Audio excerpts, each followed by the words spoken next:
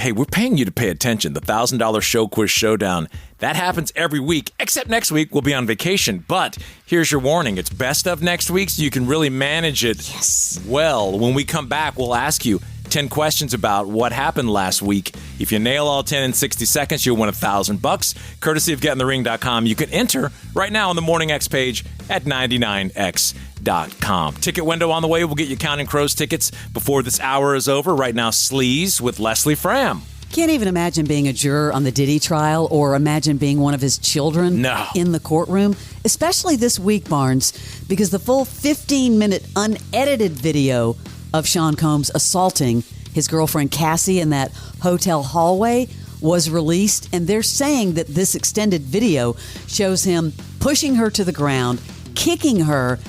This unedited video is very crucial to the case because earlier they had been saying that CNN footage had been deceptively manipulated. It's unbelievable. And she revealed finally about her settlement because remember she sued him, Cassie Ventura.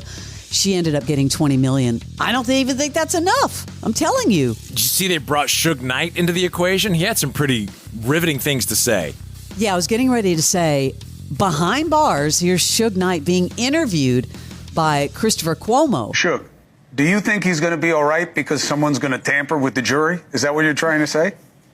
He got enough influence, and I'm quite sure, don't seem like the prosecution is that bad against him. Don't seem like I think he got some favors with the government. I think they're going to show him a little leeway. It might not seem like it when it's all said and done, but I don't think he has nothing to worry about. I don't think he's worried because he's going to be federal.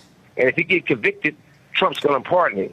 So what's the worry? You think the President of the United States would pardon Sean Combs for sex trafficking? He pardoned Michael Harris, who eventually killed a Jewish teenager or had him killed.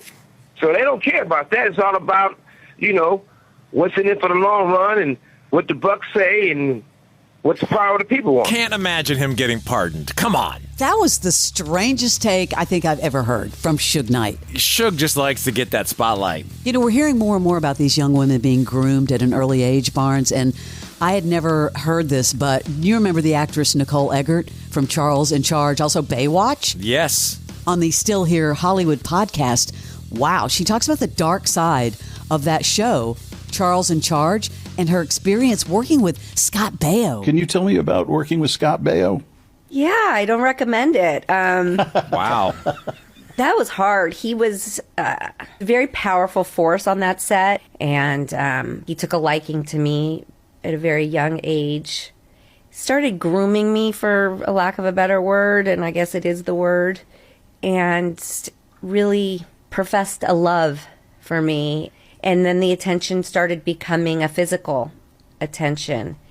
And then it, turned into an abuse and a mental abuse because I was also told this had to be private and this had to be kept secret and everybody would lose their job.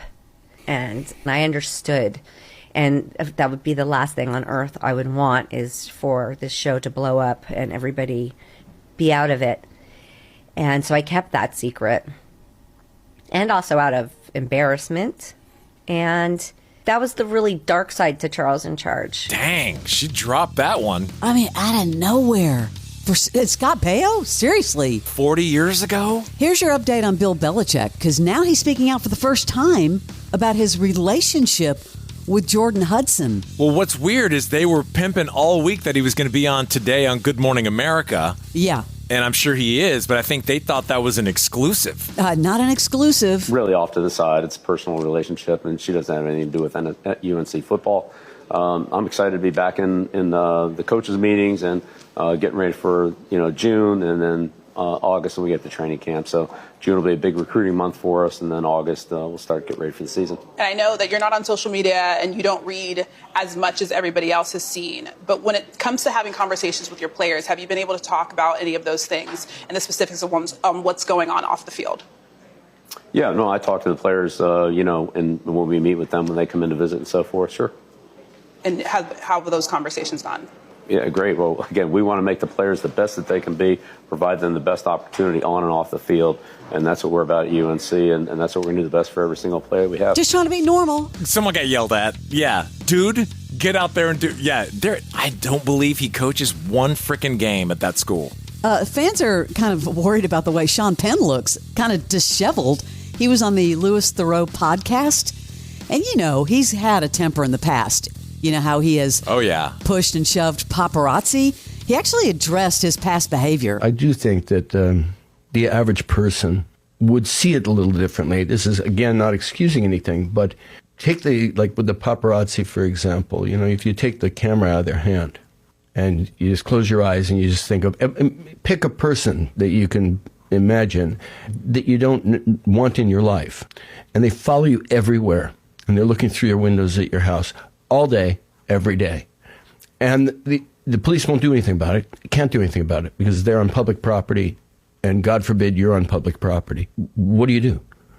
Well, at some point, I might kill them. I'll do anything to stop it.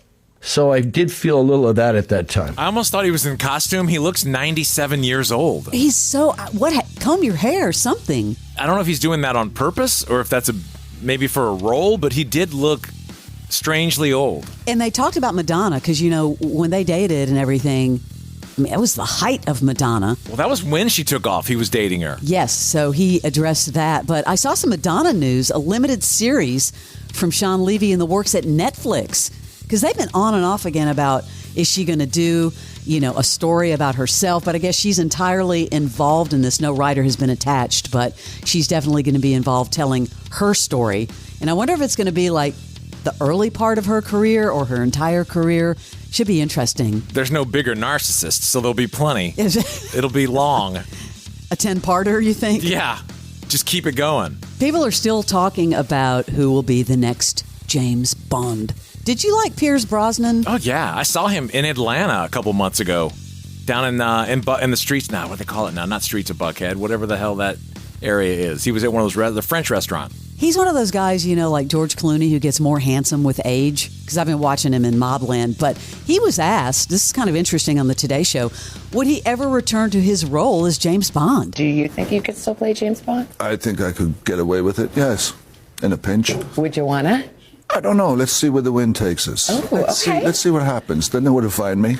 Why not? Why not? It's wonderful when you're doing things that are still interesting to you and you have all these new projects and people are clamoring for you to bring back prior roles. That's the sweet spot. It is. It's an embarrassment of riches. I think I could totally see that. An older, more distinguished James Bond, and we said the same thing about George Clooney aging so well.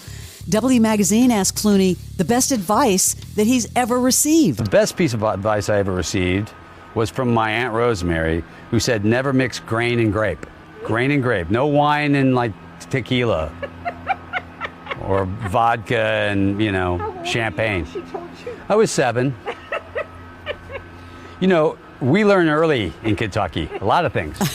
There you go. That is your Celebrity Sleaze. Former MLB All-Star Sean Casey, a.k.a. The Mayor, keeps hitting it out of the park. I don't need to hear anything from anybody. There's too much riding on my mind being locked in. Play offense, not defense. If you play hard and you play the game right, nobody really gets on you. They're going to boo you here and there, but if you show them that you care and that you're playing hard, that's what you need to do. Just play the game one way. You hit a ball in the gap, run. Boom, coming in hot. The Mayor's Office with Sean Casey from Believe.